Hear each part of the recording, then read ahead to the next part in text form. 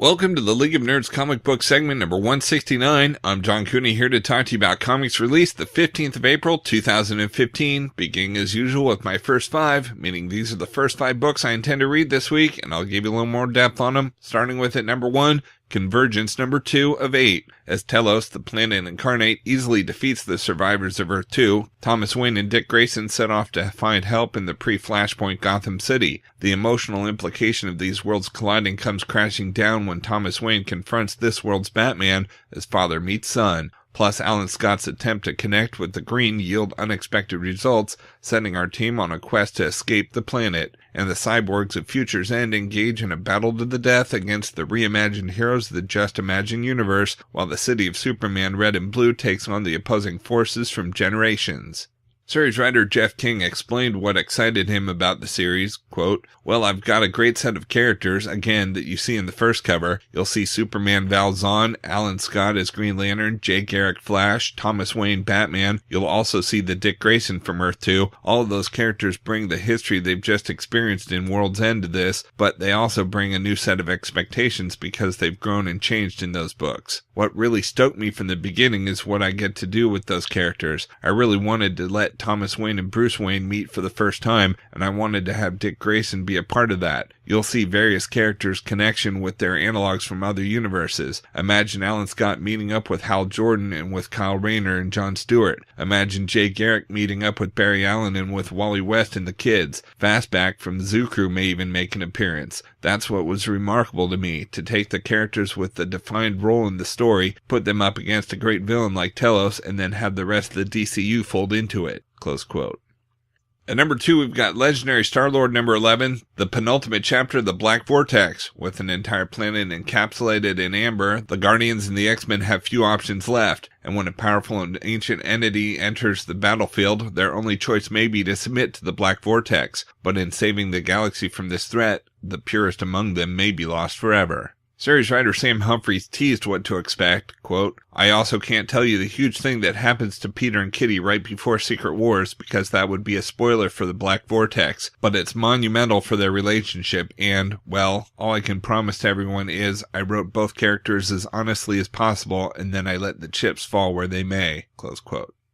At number 3, we've got Uncanny X-Men number 33. While things continue to heat up for the Summers family, Kitty Pryde and Illyana Rasputin take on an assignment neither of them thought they would tackle. Is this uncharted territory for these two veteran X-women? Series writer Brian Michael Bendis described this issue, quote, "I will tell you that Uncanny X-Men number 33 will be a fan favorite because this is as close as I've ever come to writing something because people told me to. We had a pseudo movie poster style illustration in All New X-Men number 25 of Kitty and Magic as monster hunters. When it came in, I said, we should do that. We should do a book of Kitty and Magic fighting monsters. I said it half joking, but I really wasn't joking because as soon as you saw that illustration, you all wanted more of it. The consensus of the response that I got from issue 25 was that Hank McCoy should burn in hell and we should do a book about Kitty and Magic fighting dinosaurs and monsters, and we're doing it," close quote. At number 4, we've got Thor number 7, The Battle for the Hammer Rages On. Behold the all-new Thor versus the unstoppable machine of death and destruction that is the Destroyer. Most verily, 'tis nuff said. Series writer Jason Aaron shared his thoughts on the reaction to the new Thor. Quote, "The announcement of the new Thor and the response to that was kind of unlike anything I've ever experienced in terms of the level of volume and both good and bad responses. In terms of this new book, though, the response has just been overwhelmingly positive. The first issue has just gone through a 4th printing, and Thor is one of Marvel's best-selling digital comics. It's been really gratifying. I think people are really enjoying the new characters and are really loving Russell's art. I'm thrilled. As I said all along, my plan is to stay with this character for quite a while. I've laid the groundwork for a lot of stories that I want to be around to see through, and I want to say thanks to everybody for supporting the book," close quote.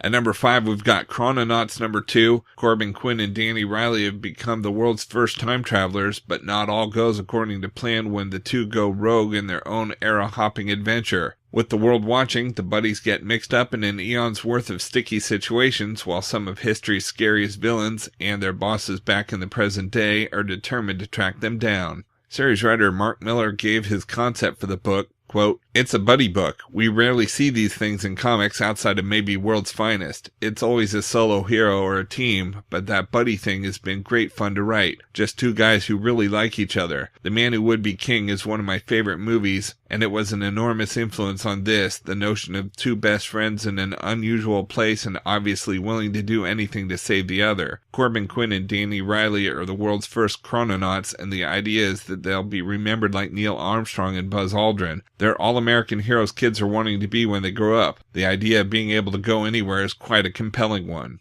Close quote. Rounding out the top 10 at number 6, we have Convergence Supergirl Matrix number 1 of 2, starring heroes from Zero Hour. What do Supergirl, Lady Quark, and Ambush Bug have in common?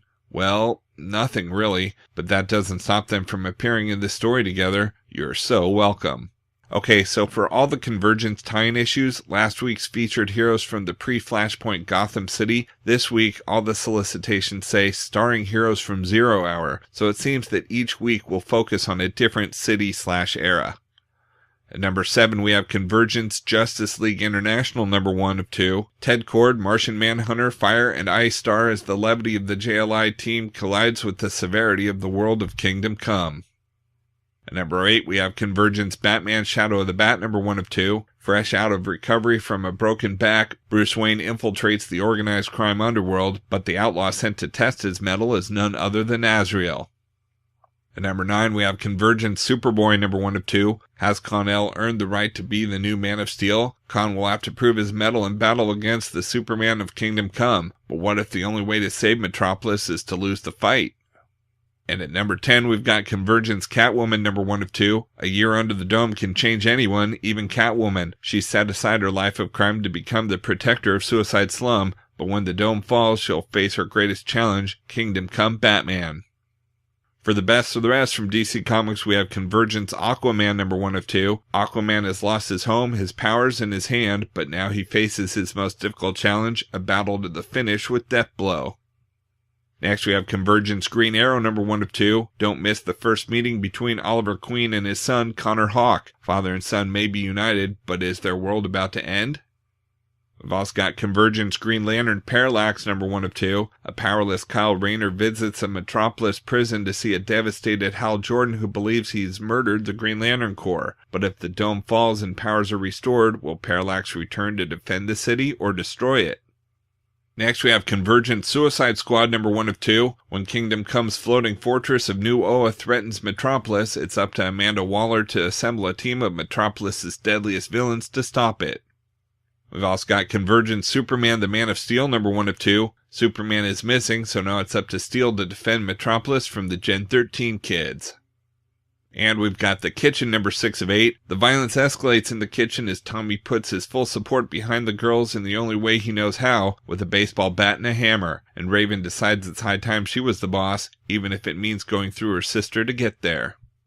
From Marvel Comics, we've got Captain America and the Mighty Avengers number 7, Final Battle on the Edge of Infinity, Cap and the Mighty Avengers versus the Creature from Cortex, featuring Spectrum Unleashed, and the Secrets of the Neutral Zone. What strange horror lurks on the outside? Next, we have Deathlok number 7. Deathlok is sent on a mission that he can't stomach. What will happen when he challenges control? Agent Hope knows the only way to Henry Hayes is through his daughter, and she enlists unlikely help to bring the girl in. Domino sets her own plan in motion. We've also got Ms. Marvel number 14. There's a new kid in town, and he's cute. What are those feelings, Kamala Khan? It's called a crush. Next, we have Nova number 29. Hot out of the Black Vortex crossover, Nova is back on Earth, but problems have followed him back to Earth, and this arc will test Sam more than anything ever has before. We've also got Spider-Man and the X-Men number 5. Field Trip. Spider-Man and the X-Kids blast into space to take down Deathbird's brood symbiote Imperium. Glob Herman's finest hour and the mole's identity revealed. Maybe we should have led with that one. Next, we have Superior Iron Man number 7. While Stark's wealth and influence is increasing across the globe, it could all be undone by the ultimate betrayal. One of Tony's closest friends is working against him. She can see what he is becoming and is determined to prevent him from slipping even further. The Superior Iron Man could end at the hands of Pepper Potts. And we've got Wolverines number 14. It's no secret that Mystique has been planning something that involves the precise location and involvement of each fly caught in her web. As the final pieces fall into place for her, though, what happens when she loses two of her essential pawns? From Dark Horse Comics, we've got Archie Vs Predator #1 of 4. America's favorite teen meets the galaxy's fiercest hunter. Archie and friends hit Costa Rica for spring break, where party games and beach games are soon replaced by the most dangerous game. What mysterious attraction does the gang hold for the trophy-collecting predator, and will the kids even realize they're in danger before it claims them all?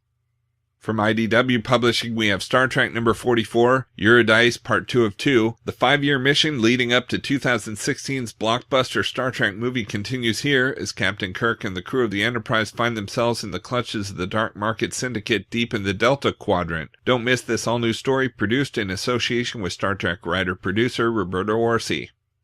From Image Comics, we've got The Fade Out #5. The second act of Brubaker and Phillips' biggest hit ever begins with a bang. Someone knows who killed Valeria Summers, but can our heroes find them without exposing themselves? And will their search lead them to answers they don't want to find? A perfect jumping-on point for new readers, released the same day as the trade, and packed with bonus back-page articles only found in the single issues. From Valiant Entertainment, we've got Bloodshot Reborn #1 from New York Times bestselling writer Jeff Lemire and Red Hot rising star Miko Suayan. Valiant next delivers an all-new ongoing series for Valiant's most unrelenting hero. Bloodshot's nanites made him a nearly unstoppable killing machine. His enhanced strength, speed, endurance, and healing made him the perfect weapon, and he served his masters at Project Rising Spirit, a private contractor of trafficking and violence, very well. Now Bloodshot is a shadow of his former self. He lives in self-imposed exile, reeling from the consequences of his past life and the recent events that nearly drove him mad. But when a rash of shootings by gunmen who appear to look just like Bloodshot begin, his guilt will send him on a mission to stop the killers, even if it means diving headlong into the violence that nearly destroyed him. And we have Unity #17. Homefront reaches critical mass as Livewire takes on a deadly solo mission for the future of Unity. Facing the most challenging battle of their lives, Unity struggles to hang on. Livewire, de facto leader of the team, can barely keep her life together. How can she corral a group of lethal warriors? And if she fails, what price will the world pay?